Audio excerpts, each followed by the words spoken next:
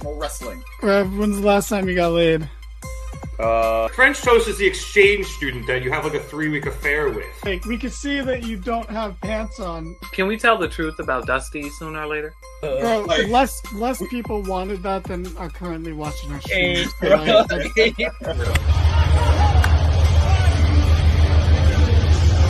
And you know Vince, and you still think, are these true? It's like, Welcome to the Mark It Down podcast.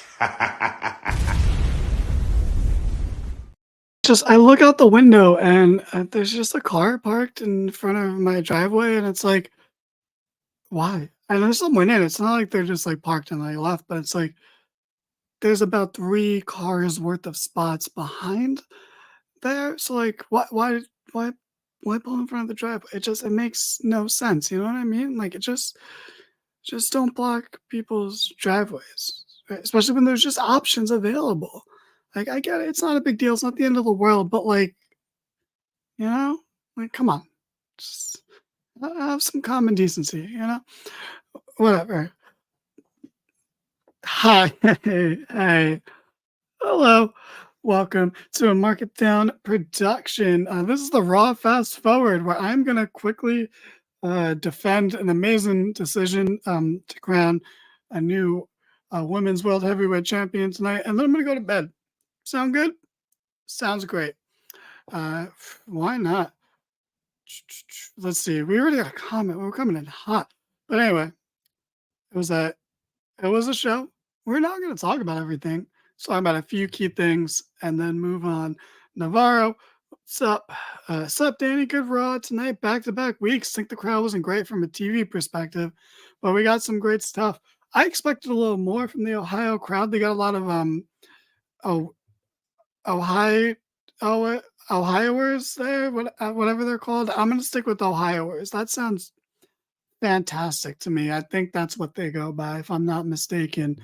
You know, they like to say OHEO Sky, you know, over there, or whatever it is they say. But in the main event of this show, we had a women's battle royal to crown the new Women's World Heavyweight Champion, because unfortunately, 2 weeks ago, Rhea Ripley got injured, so last week she had to vacate her title. Didn't get to talk about that. Fucking bummer. No one's happy about it. But on the bright side, Rhea's about to reach unbelievable heights as a babyface, which me and one Jimothy Jasanti of this very podcast discussed how it would be great for Rhea to win the title as a babyface and not turn babyface as champion. So through the worst possible circumstances, we are going to get that. And she's going to come back and be a monster face. So get well soon, Rhea. But we're not really worried about you because we know what the future holds. And I doubt it's going to be too long before she is the biggest baby face in the company. Maybe even giving Cody a run for his money. That's how over I do believe Rhea is about to be. And according to Forbes, she is like the number 3 draw behind Cody and Roman. So, you know, there's a lot of upside with Rhea Ripley. So let's not fret over it. Let's not dwell too bad on the negative aspect of that, because it's not a blessing in disguise, but everyone will come out of this fine, and Rhea will come out of this better than she went in. And she went into this pretty damn good, being over as fuck. Bro, Gunther needs King of the Ring. Yeah, that's one of the other things I want to highlight from this show. There's like 3 or 4 key things I really want to highlight from this show. That is one of them. I'm right there with you. I don't think anyone else should be winning that tournament. But I'm going to take one sip of water, then we're going to talk more about this main event.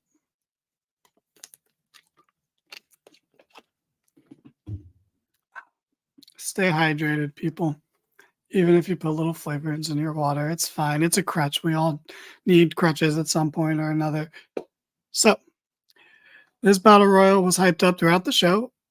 Patrick McAfee and Mikey Cole spent the opening part of the show standing in the ring, promoting the show and promoting this battle royal, which was going to main event the show. And throughout the show, they showed the women coming to the arena or chilling backstage, hyping themselves up. A couple of them cut promos. Nia cut a promo. And I thought these were really well done. I kind of said them kind of brushed in a manner that made it seem like I'm brushing them off, but I thought most of these were pretty well done, and they did make it feel like a little bit bigger of a deal because at the end of the day, it's a battle royal. So sometimes it's a little hard to convince people to care about a battle royal when it's not staggered entrance like a Royal Rumble. Battle royals can be kind of tough to watch, but they did something really interesting at the very start of this battle royal, or I guess right before the start of the battle royal, where they were backstage interviewing Candice and Indy, who I thought Candice had a really good line defending the heelish actions lately, where she said like, "Oh, they're not controversies, they're wins," because that's what they are. Something along those lines. I thought was a really good retort to be impressed by the interviewer, whose name I do forget at the moment. My apologies. But then we hear a kerfuffle going on. I would describe it as a kerfuffle. Let me know how you would rate this backstage altercation, but I would probably say kerfuffle sounds fair enough. It wasn't a riot. It was a kerfuffle, right? That feels like the appropriate word in my opinion. But let me sound off in the comments. There's the kerfuffle backstage. Liv and Nia are screaming at each other. Security is already there breaking it up. Officials, Jason Jordan, who I think also appeared at another point in the show, they're there. They're separating the two. Nia and Liv screaming at each other for some reason. You forget that they had a little mini beef before Mania, but they're being pulled apart. And this really cool camera shot, because WWE loves messing with these new camera angles lately. They started to show Becky Lynch walking in the background, who just walks around the kerfuffle and walks up to the interviewer and, jokingly is like, "Hey, like, oh, you got a lot going on tonight. There's so much to report on and you're doing a bang up job. But if you don't mind me trying to wear multiple hats, do you mind if I give it a shot?" Takes the mic, starts walking towards the entrance again, and is like, "Oh, there's chaos backstage tonight. There's so much going on. We got a battle royal for the round." And she's hyping up, doing a walk and talk reporter style sort of promo, very fun. And then she sees Maxine and Ivy now totally chilling. They're unfazed by the kerfuffle that's going on, not right behind them, but like, within hearing distance, maybe slightly out of sight without having to like bend to turn a slight corner, but enough to hear it, unfazed completely by it.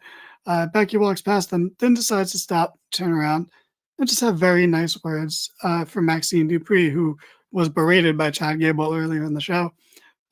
And she said, "This is your first time fighting for a title, right?" Maxine shook her head. She said, "Good. Show them why it's not going to be your last." Very nice. And I think that will get lost in everything else that's happened around this and everything else happened in the show. I thought it was a really nice moment to have with everything going on with Maxine. And, I'm not like a super Maxine defender. I think she has a place there, and I think she's in a good role for her. But she is green, and she does need to improve. But the fact that they're aware of it, it's a good sign. That's me giving them the benefit of the doubt instead of just blatantly shitting on her. I'll shit on a bunch of other people on the show, so don't worry. I'm not going to be like super nice about everything, but I liked that moment a lot. And then she had a very what they've been doing with Sami Zayn's entrances lately, just having the camera follow and then walking through Gorilla and then walking through the curtain. It was very nice. And then, it kind of made you think, okay, I guess she is probably going to win this battle royal, or she's going to be eliminated to get that big heel heat. Only thing is, there's not a lot of heat for any of the heels in this match aside from Nia. But match gets underway. A lot of tag teams in here. Women's tag division's low key getting not stacked, but it's more present than the separate men's divisions now that we have the title split, where it feels like, or maybe it's more equal, because on Raw it feels like you got a couple teams. On SmackDown it feels like you got a couple teams. With the women's, it feels like you got a handful of teams just on Raw. I'm not really sure about SmackDown. Oh, you got the champs on SmackDown and Jade and Bianca. So surprising amount of women's tag teams, I'm realizing. That's something to note. And that was a big part of this battle royal. Candice and Indy were the first ones eliminated by Maxine, of course, who got her moments very early on in this, which makes sense. They played up to it early in the night. She got berated by Chad Gable. Becky gave her a little pep talk to balance that out. And then she eliminated the people she's been feuding with for the past month. On paper, perfectly executed. It's the beginning of the battle royal. It's a little it doesn't matter who's in it. The beginning of a battle royal is always a little bit of a slog because there's too many bodies in the ring, but logistically makes sense on paper. Cool. You got Shayna and Zoe working together. You got Chelsea and Piper working together. You got Katana Chance, Kaden Carter working together.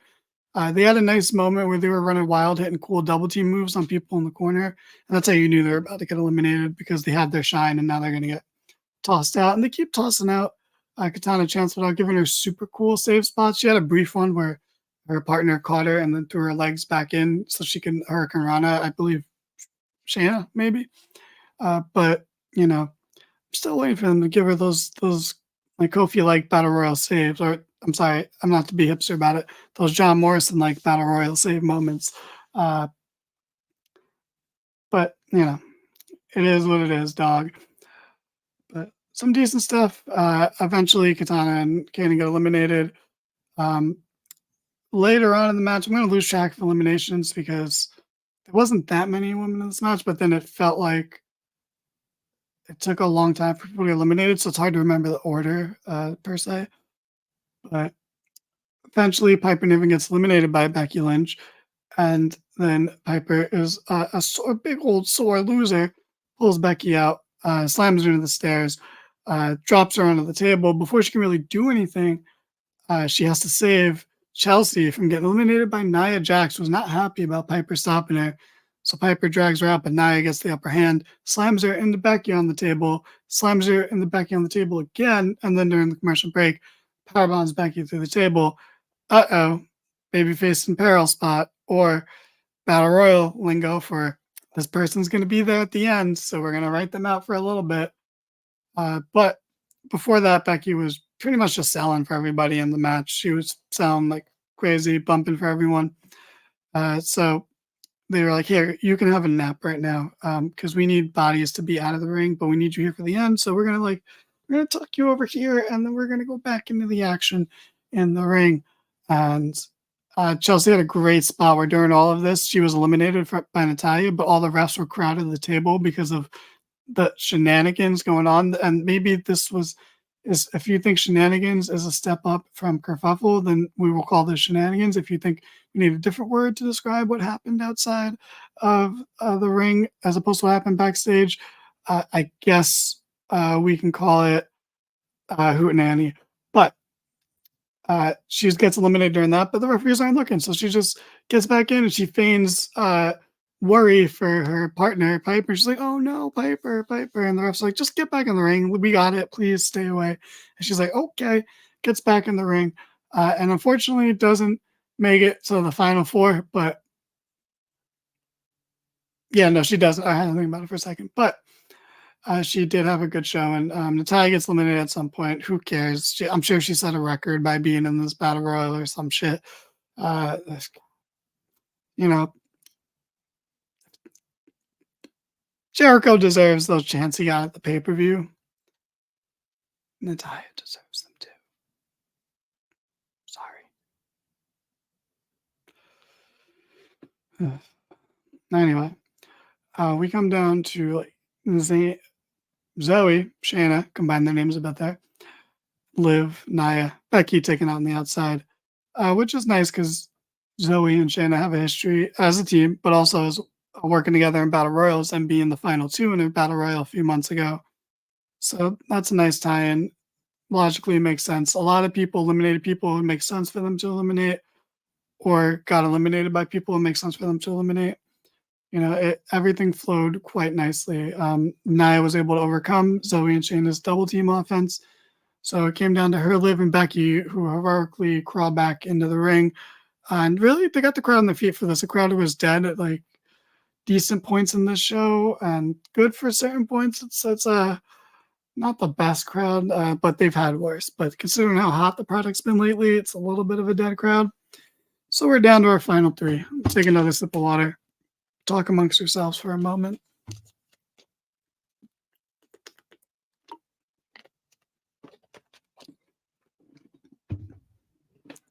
Okay, shut up. No more talking. Except if you're me, then I do the talking. Final three. Becky, Rebecca Lynch, Olivia, Liv Morgan. Nia Jax. I don't know what Nia is short for. I don't even have a joke name. Niathon? I don't know. Makes sense. Aside from Rhea Ripley, the three women who have been in the epicenter of Raw's women's division before Mania, makes perfect sense. Now, all three of these women were logical winners of this match. You have established Becky Lynch, best-selling author, multiple-time champion, blah, blah, blah. Established name. Can't really go wrong. Liv Morgan, someone I don't think was actually going to beat Rhea for the title, but now that she injured her, it's an easy story to tell. You have her win the title. Rhea comes back and takes the title off Liv, becomes mega ultra super duper babyface. Nia Jax wins it as a, hey, you've done some really good work for coming back. Here's a championship to reward you for that good work. And I hate to use this word now in wrestling, but it's undeniable that Nia has had a really good run since coming back. I don't really like Nia as much as I praise her for the past 5 months, but like, she's earned it. Like, it's hard to pretend otherwise. She's had like, this sounds slightly patronizing, but she's had like a handful of really good matches, and like that's a lot. Like that's nothing to scoff at. So she would also have been a viable pick to win this match. Chelsea Green was the other viable option, obviously the best option, but I get it. You want to save that for Money in the Bank, okay? We don't want to jump the gun, okay? We don't want to count our chickens before they hatch, okay? You don't want to jump the freaking carp, you know what I'm saying, my guys? So I get why you don't want to put the title on Chelsea right now. You want to save it for that Money in the Bank win. And you know who's great to be cashed in on? Someone who's never been cashed, well, never like officially been cashed in on, Becky Lynch. The only time she was cashed in on is when she was pregnant. So, she's a great person for Chelsea to cash in on. But actually, hear me out now. I'm spitballing here. Becky holds the title until whenever Chelsea Green wins Money in the Bank and decides to cash in. Let's say SummerSlam. She cashes in. Even though I want the women to hold on to the briefcase for longer because it's ridiculous. And don't bring Io Sky's not a good example. She held it until SummerSlam, which is only long because she didn't cash in on the same night, which is how low the bar is. But let's go a little past SummerSlam. Let's say Rhea's not clear till the fall. You have Chelsea cash in successfully, finally, after multiple comedic failed attempts, cashes in successfully on Becky Lynch. And then the very next week, Rhea Ripley returns, squashes Chelsea immediately. It would be perfect. It would be perfect for Chelsea, perfect for Rhea. And then she could just pick up right where she left off, dominant as fuck, enter that feud with Liv, who I think will only become more deranged by not winning the title, because I've kind of been roundabout about Becky Lynch won this Battle Royal and as the champion, but I think that adds more fuel to Liv's character, that she will go more deranged because she's a very justified heel right now, and she's only heel because she's the one who injured Rhea and because we're not going to cheer her over Rhea. So adding more to that to make her more deranged, to make her go off the deep end more, it will only be beneficial to her, because ultimately I don't think Liv was going to beat Rhea if let's say they had the match in France at Backlash or Lyon or wherever they're having it. That's not technically Paris, but Liv wasn't going to win that match. She wasn't going to be the one to end the title, or at least not right now. So I can understand them not wanting to put the title on her just because they had to pivot. Like, we don't know who's going to take the title off Rhea. Like, there was a chance, hey, maybe they do another Becky Rhea match at SummerSlam, and that's when it happens. Maybe Nia Jax takes it at some point. Maybe she gets cashed in on, but like, then that you can't have Chelsea do it, and that's who we all want in our hearts to win Money in the Bank. I don't want to hear Tiffy time. Tiffy's going to win a title in a regular match. I don't want to hear Liv. She already won it, and it backfired immensely. Everything went so wrong so fast for her. Not really her fault, just bad booking, but still, you know, there's no one else. Like I personally would love a Dakota Kai win, but I don't even think she's gonna win a match anytime soon, let alone win a Money in the Bank. But Chelsea is perfect for that, so we want that. So we want her to be able to cash in successfully, so she can hold the title for a very short time. Don't get me wrong, but yeah, I'm sorry. Becky was the right choice to win this match. She is established. She is the face of the division, especially now that Rhea's gone. And she's just going to put people over along the way. Like, she's one of the few people that just makes people look good in defeat and gives them a lot every match and isn't really selfish in terms of getting her shit in the match. So she's never going to take 80% of the match and then win. She's going to take 40% of the match and win. And it's just fine because this wasn't the plan, but instead of doing a direct pivot and putting on Liv and then having to keep it on Liv till we don't know when Rhea's going to come back, if you want to sneak the title onto Liv later, you can do that. You could also have given it to Nia, but then you gotta have you want Rhea to come back and go after Liv right away, but I don't think any of those final three would have been a bad choice. I just had my biased preferred choice, and I had my heart's choice, which was Chelsea Green. But yeah, I don't really have any problems with it. I think there's going to be some bad takes about it and some just the most generic complaints in the world. People who don't know anything, like people who wanted, like, let's just pick a random name, Shayna Baszler, to win this match. Like, you don't know what you're talking about, and I feel like you shouldn't be allowed to vote. And maybe you should have to retake your driver's test. I don't know. Like, it doesn't make me have trust in you as a person. That's one of those, like, you're a baby and I need to explain to you how the world works. And I feel like one of your grandparents just died and I have to really explain to you how death is, and you're just not ready for that conversation. And I just have to rip the Band-Aid off instead and say, that's not a good idea. Let's say you wanted to give it to Liv. That's not a bad idea. I get it. It's just, I don't think Liv should be champion right now, honestly. I'm not feeling it. Liv doesn't strike me as like a multi-time world champion, but you could have done it, and this would have been the most okay time to do it. But there's also still time because we don't know how long Rhea's going to be out. So, like I said, her losing adds more to the character. So, I think in the long run, it's more beneficial than in the short run having her win right now. So, I'm okay with that for now. It all depends on how it plays out because, like I said, I do think this will be a boon to Liv's character, an Aaron boon, if you will. Fucking loser, but still successful baseball player to his own merits. But yeah, like I said, I think Nia's earned it too, but it's fine. Nia's that so close, but never really winning the big one. That's not a bad thing because she's earned a lot of goodwill with the fans, I think, but it's okay to not want to risk that and not want to put it on her. That's fine. We're gonna get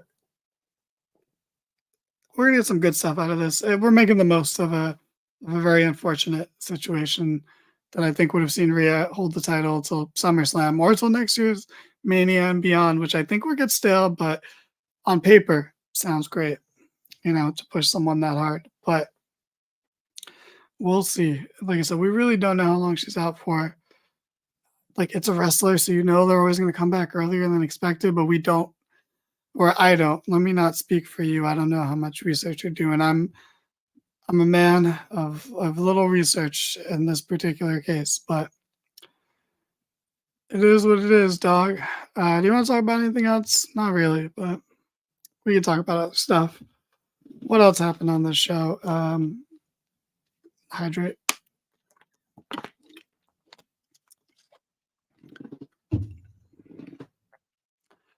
They built towards the Damian Priest Jey Uso match. It was fine. They had a very real promo that brought up a real life, just nice night they had out together, and that's fine. I don't really care, but you know that's good stuff. It's not for me, but it's good.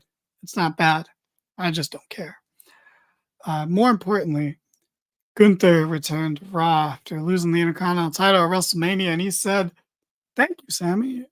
You've removed a burden from me. You've removed a weight from my shoulders. The weight that I carried for 666 days and brought to unbelievable heights and achieved great success and, you know, surpassed my own and everyone else's already high expectations."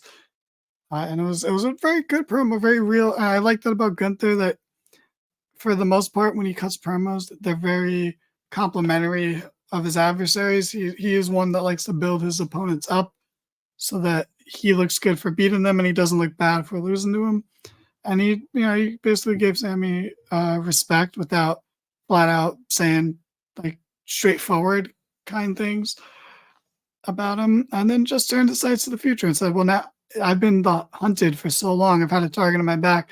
Now I'm the hunter. I can go after whatever championship I want. But first, I'm gonna win King of the Ring." Very cool. Very cool. This in theory, this King of the Ring can be very cool. You can throw Sheamus, Drew, Gunther in there and have all their histories collide in this tournament. Maybe this is where Sheamus gets a win over Gunther. I hope not, because I want Gunther to win this whole tournament. But you know, that's the point, is that there's some stuff that can be put into the mix here. You've got a potential semifinals match between Sheamus and Drew, or Sheamus and Gunther, or Gunther and Drew. Like, there's a lot going into this. But interrupted by the New Day, wasn't great. Sometimes I still love the New Day, and sometimes I'm like, you're overstaying your welcome, and I don't want to dislike them, but I need them to change. Please. I don't want this to end, but I need you to change. Please. Anyway, they have a match. I'm pretty sure the New Day won. They beat Imperium. And after Ludwig finally beat up the generic created character default template, Giovanni Vinci, he beat the shit out of him. Got a nice response from the crowd who chanted "Holy shit" at the shotgun drop kick to the steel steps. So very cool. I want to see a more aggressive side of Kaiser. If he's in this tournament, I hope he makes it to the finals and loses to Gunther in the finals. And then Gunther picks him up and shakes his hand and shows him respect. Yeah, that's what I want. Cool. Great stuff. But it's interesting. It's something different. I understand why we're breaking up Imperium. Just have them be good, like kick-ass, because they are kick-ass. But, you know, Giovanni Vinci is the dead weight of the group, so I'm kind of fine with that. I don't imagine what this guy does from here. I'm sorry, bro. I hope you find something, but I can't see it right now. I don't know what it is. What else happened? Sheamus and Drew had a promo segment together that was nice. I like that. There's one thing that no matter how much I've disliked Sheamus at points in time, 2012, 2013, 2014, 2015, 2016-ish, 2017, he got the bar. Okay, cool. 2018, still got the bar. Okay, cool. 2019, bars are kind of running its course. And then he goes back to singles, and it's like, oh. It's so weird. Sheamus is like a really somehow simultaneously a bad and great wrestler, where I'm like, oh gosh, Sheamus. But then he has some like awesome fucking matches with the right people, and it's so good. But then other times, like, oh god, it's fucking Sheamus. It's like Sheamus never gets stale the way I feel like other people overstay their welcome. I feel like Sheamus doesn't, because he's either gone because of injury, which is unfortunate, but sometimes it's a blessing, or he's gone for other reasons. And he's at least changed over the years. So right now we're in a refreshing Sheamus period. Body shaming and all. That's fine, Sheamus. I've put on some pounds too in the past year, so that's fine. We'll get back. We'll get back.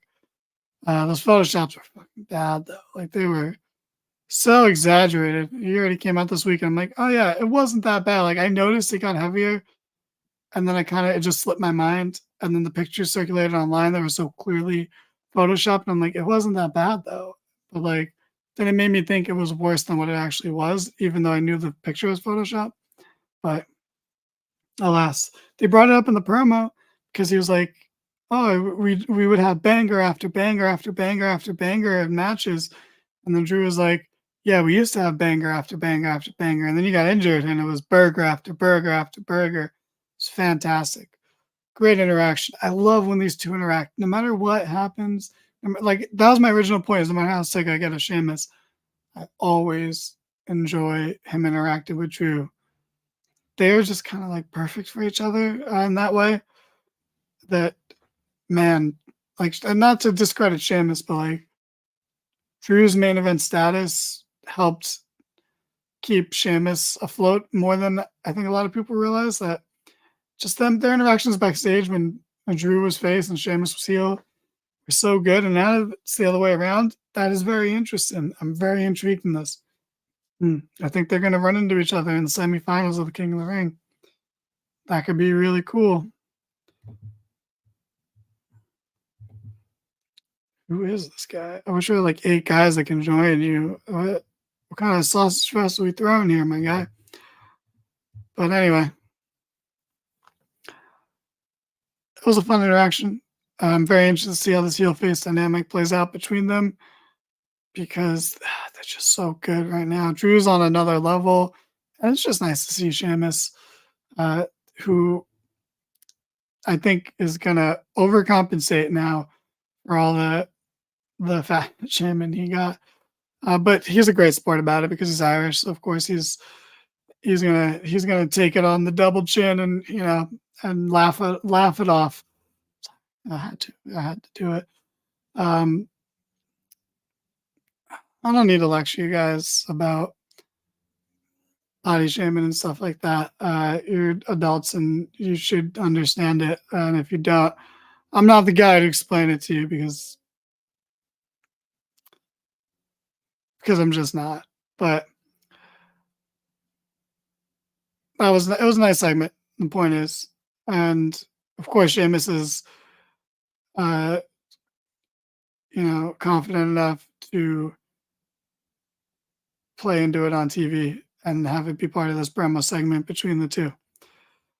But as far as Raw happened, there was like a tag title match where, for some god awful reason, the Awesome Truth successfully defended against DIY, who I'm gonna declare dead now because he lost to the Miz and R-Truth. Who, by the way, and like, I know a lot of you morons love him, and I'm saying morons with like in as soft of a tone as possible because I don't want you to cry about it. But like, Miz is bad, bro. He's so corny, bro. They come out for this rep, and it's the worst. Fuck. How do you not feel embarrassed? Like, I get it. R-Truth is very funny, and he deserves this. Miz is the biggest cornball on the fucking planet. And I say that as someone who would probably be friends with Miz in real life. But like, he's saying what's up. He's killing. First of all, R-Truth has never performed his entrance rap well, like ever. It's always bad. But like with Miz there, it's like, bro, I'd be embarrassed. Like, that's one of those things where I'm like, I'm embarrassed to admit I watch wrestling sometimes. It's so bad. It was just the worst. And I know I'm like being hyper nitpicky on something that everyone just enjoys because people have nostalgia for a bad time period because drugs are fucked up sometimes. Like, it was just bad. And they should have lost right away. They should have had the Zack Ryder treatment and lost it the very next night. It should have been revealed that they had new titles, and then they immediately lose them, because that's a good story to tell. And you fucking put nuclear heat on a heel team by doing that. Like, what is so hard to get about this kind of shit? Okay, not every title reign needs to have a successful title defense, right? That's how you break people's hearts. Okay, that's how you break morons' hearts who have nostalgia for the bad times. Anyway, that fuck, right? Fuck. That's all there is left to say, I assume. Just like, Jey Uso had a great line where Priest was talking about them going out to a bar drinking, and he's like, I don't remember what happened. I don't remember what happened to you that night. And Jey Uso just like off mic and was like, I took an Uber home. Don't worry. Very nice. Very nice. Because there's times where you haven't. There's a lot of times where your brother hasn't. So good. That shows some level of progress, I assume. Anyway, don't drink and drive, people. Be nice to animals. Follow us on social media, I guess. I don't know. I'm not great at the outro. Sometimes I just like to cut myself off mid-sentence. No, I wasn't going to do it here. I just wanted you to think that. But, did you enjoy Raw? Do you enjoy anything? Are you happy? If not, when's the last time you were happy? Was it any time recently? Or has it been a long time? I'm sorry if it's been a long time. There's people you can talk to, and they are